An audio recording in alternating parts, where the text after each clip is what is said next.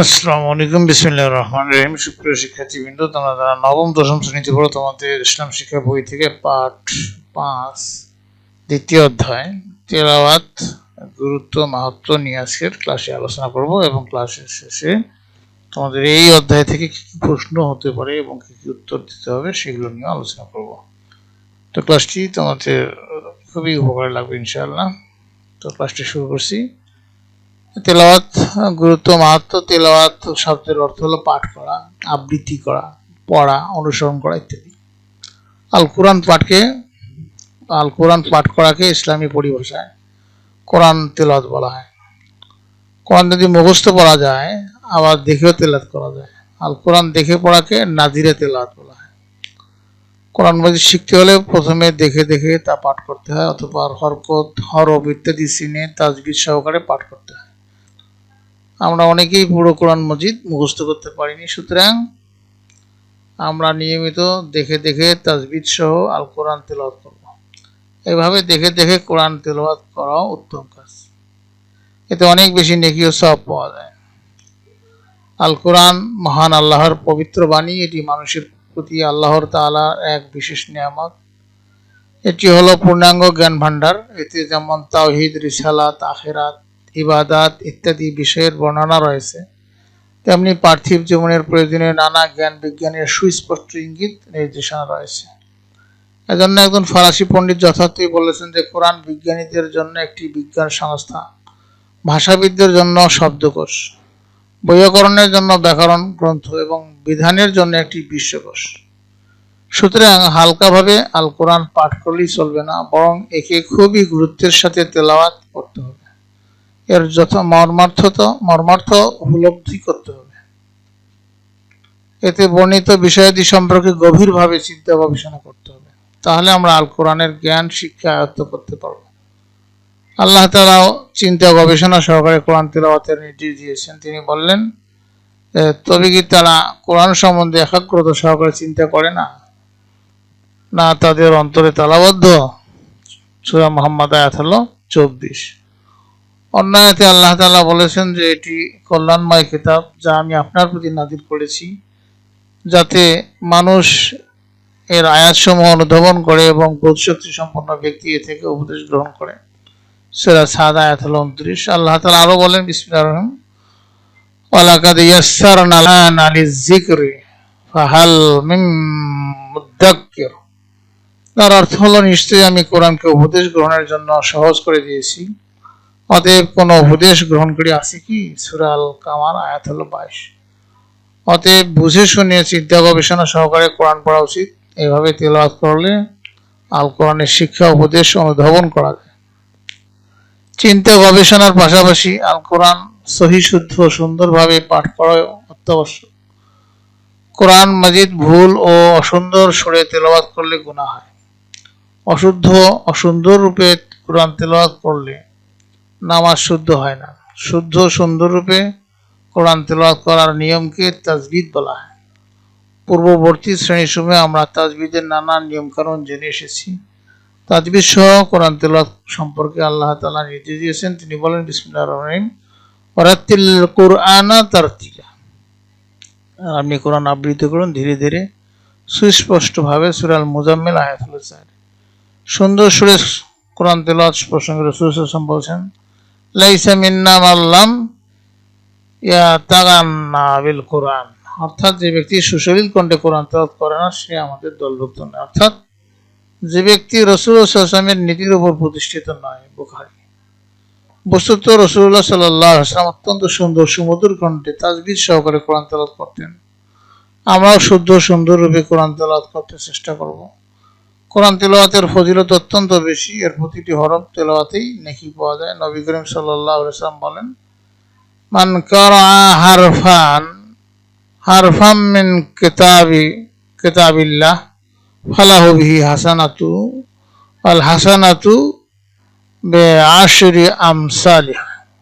অর্থাৎ যে ব্যক্তি আল্লাহর কিতাব থেকে একটি হরফ পাঠ করবে, সে একটি নেকি লাভ করবে, আর এই নেকি পরিমাণ হবে 10 গুণ। তিরমিজি শরীফ। বস্তুত কোরআন তেলাওয়াত উত্তম ইবাদত। রাসূল সাল্লাল্লাহু আলাইহি ওয়াসাল্লাম বলেন, আফদালুল ইবাদাতি উম্মতি কিরাআতুল কুরআন, আমার উম্মতের উত্তম ইবাদত হলো কোরআন তেলাওয়াত। বাইহাকী শরীফের হাদিস। কোরআন হলো নূর বা জ্যোতি, এটি তেলাওয়াতকারীর মর্যাদা সমুন্নত করে। কোরআন তেলাওয়াতের মাধ্যমে বান্দা আল্লাহ তাআলার সন্তুষ্টির সান্নিধ্য লাভ করতে পারে। এর মাধ্যমে মানুষের অন্তর পরিশুদ্ধ হয়, মানুষ নৈতিক মানবিক গুণাবলীতে উদ্ভাসিত হয়। রাসূল সাল্লাল্লাহু আলাইহি ওয়াসাল্লাম বলেন, এই অন্তরসমূহে মরিচা ধরে যেভাবে লোহার পানি লাগলে মরিচা ধরে। তাকে জিজ্ঞাসা করা হলো যে, হে আল্লাহ রাসূল সাল্লাল্লাহু আলাইহি ওয়াসাল্লাম, এর পরিশোধক কি? তিনি বলেন, মৃত্যুর কথা বেশি বেশি স্মরণ করা এবং কোরআন তেলাওয়াত করা। বাইহাকী।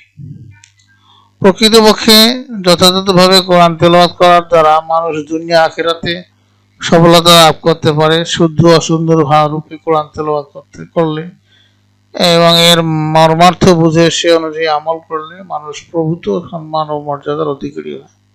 হাদিসে এসেছে, যে ব্যক্তি কোরআন তেলাওয়াত করে এবং সে অনুযায়ী আমল করে, কিয়ামতের দিন তার পিতামাতাকে সূর্যের চাইতেও উজ্জ্বল মুকুট পরানো হবে। আহমদ, আবু দাউদ। অতএব আমরা কোরআন তেলাওয়াতে যত্নবান হব। এরপরে ছিল শানে নজুল। শান অর্থ হল অবস্থা, মর্যাদা, কারণ, ঘটনা, পটভূমি, আর নজুল অর্থ অবতরণ। অতএব শানে নজুল অর্থ হল অবতরণের কারণ, পটভূমি। ইসলামী পরিভাষায় আল কোরআনের সূরা আয়াত নাজিলের কারণ পটভূমিকে শানে নজুল বলা হয়। একে সবরে নজুলও বলা হয়। আল কোরআন মুহাম্মদ সাল্লাল্লাহু আলাইহি ওয়াসাল্লামের প্রতি একসাথে নাজিল হয়নি, বরং নানা প্রয়োজনে উপলক্ষে সুদীর্ঘ 23 বছরে অল্প অল্প করে নাজিল হয়েছে। কোনো ঘটনার বিধান বর্ণনায় কিংবা কোনো সমস্যার সমাধানে কোরআনের অংশবিশেষ নাজিল হতো। যে ঘটনা বা অবস্থাকে কেন্দ্র করে আল কোরআনের আয়াত ও সূরা নাজিল হতো, সেই ঘটনা বা অবস্থাকে ওই সূরা বা আয়াতের শানে নজুল বলা হয়। যেমন রাসূল সাল্লাল্লাহু আলাইহি ওয়াসাল্লামের শিশুপুত্র ইন্তেকাল করলে কাফেররা তাকে অবতার বা নির্বংশ বলে ঠাট্টা বিদ্রুপ করতে লাগলো। এর পরিপ্রেক্ষিতে আল্লাহ তাআলা মহানবী সাল্লাল্লাহু আলাইহি ওয়াসাল্লামকে সান্ত্বনা দিয়ে সূরা আল কাউসার নাজিল করেন। অতএব মহানবী সাল্লাল্লাহু আলাইহি ওয়াসাল্লামের প্রতি কাফিরদের উপহাস করার ঘটনাটি সূরা আল কাউসারের শানে নজুল হিসেবে পরিচিত। শানে নজুল জানার উপকারিতা অনেক। এর মধ্যে উল্লেখযোগ্য হলো যে এর দ্বারা শরীয়তের বিধান ও প্রবর্তনের রহস্য জানা যায়। 2 হলো আয়াতের অর্থ উদ্দেশ্য সঠিক মর্মার্থ অবগত হওয়া যায়। প্রিয় শিক্ষার্থীবৃন্দ, তোমাদের কাজ হলো তিলাওয়াতের মাহাত্ম্য সম্পর্কে কোরআন হাদিসের উদ্ধৃতি ও অর্থ সহ উল্লেখ করবে। আর পরবর্তী ক্লাসে আমরা অর্থ ও পটভূমি সহ আল কোরআনের কতিপয় সূরা আমরা শিখবো ইনশাআল্লাহ। পার্ট 6 নিয়ে আলোচনা করব। সূরাটা হবে সূরা আশ-শামস। আর এখন আমরা যে অধ্যায়ে পাঠ করলাম, এর অধ্যায় থেকে কি কি প্রশ্ন হবে তা নিয়ে একটু আলোচনা করব। তো এই প্রশ্নগুলোর দিকে ফিরে যাচ্ছি। নবম দশম শ্রেণীর ইসলাম শিক্ষা বইয়ের 2য় অধ্যায়ের পাঠ 5 তেলাওয়াতের গুরুত্ব মাহাত্ম্য, যা পাঠ্য বইয়ের 51 থেকে 53 পৃষ্ঠায় বর্ণিত হয়েছে। এখান থেকে সম্ভাব্য কিছু গুরুত্বপূর্ণ প্রশ্ন উত্তর নিচে দেওয়া হলো। তেলাওয়াত শব্দের অর্থ কি? উত্তর হলো, তেলাওয়াত শব্দের অর্থ হলো পাঠ করা, আবৃত্তি করা, পড়া, অনুসরণ করা ইত্যাদি। ইসলামী পরিভাষায় কোরআন পাঠ করা কি তেলাওয়াত বলা হয়। এরপরে 2 নম্বর প্রশ্ন, নাজিরা তেলাওয়াত বলতে কি বোঝায়? উত্তর হলো, আল কোরআন দেখে পড়াকে নাজিরা তেলাওয়াত বলা হয়। কোরআন মাজিদ শিখতে হলে প্রথমে দেখে দেখে পাঠ করা বা নাজিরা তেলাওয়াত করা আবশ্যক। 3 নম্বর হলো, তাজবিদ বলতে কি বোঝায়? কোরআন তেলাওয়াতের গুরুত্ব কি? উত্তর হলো, শুদ্ধ সুন্দর রূপে কোরআন তেলাওয়াত করার নিয়ম কানুনকে তাজবিদ বলা হয়। কোরআন অশুদ্ধ ও অসুন্দরভাবে পাঠ করলে গুনাহ হয় এবং তাজবিদ ছাড়া ভুল তেলাওয়াতে সালাত শুদ্ধ হয় না। 4 হলো, কোরআন তেলাওয়াতের ফজিলত সম্পর্কে মহানবী সাল্লাল্লাহু আলাইহি ওয়াসাল্লাম কি বলেছেন? উত্তর হলো, মহানবী সাল্লাল্লাহু আলাইহি ওয়াসাল্লাম, নবী করিম সাল্লাল্লাহু আলাইহি ওয়াসাল্লাম বলেছেন, যে ব্যক্তি আল্লাহর কিতাব থেকে একটি হরফ পাঠ করবে সে একটি নেকি লাভ করবে, আর এই একটি নেকির পরিমাণ হলো 10 গুণ। তিরমিজি শরীফ। 5 হলো, সর্বোত্তম ইবাদত কোনটি? রাসূল সাল্লাল্লাহু আলাইহি ওয়াসাল্লাম বলেছেন, আমার উম্মতের উত্তম ইবাদত হলো কোরআন তেলাওয়াত। বাইহাকী শরীফ। 6 হলো, অন্তরে মরিচা দূর করার উপায় কি? রাসূল সাল্লাল্লাহু আলাইহি ওয়াসাল্লামের মতে মৃত্যুর কথা বেশি বেশি স্মরণ করা এবং কোরআন তেলাওয়াত করা হলো অন্তরের মরিচা পরিষ্কার করার প্রধান উপায়। যেভাবে লোহায় পানি লাগলে মরিচা ধরে, তেমনি মানুষের অন্তরে অনেকটি কাজ পাবাচারে মরিচা ধরে, যা তেলাওয়াতের মাধ্যমে দূর করা সম্ভব। 7 হলো, কোরআন তেলাওয়াতকারী আমলকারীর পিতামাতা কিয়ামতের দিন কি পুরস্কার পাবেন?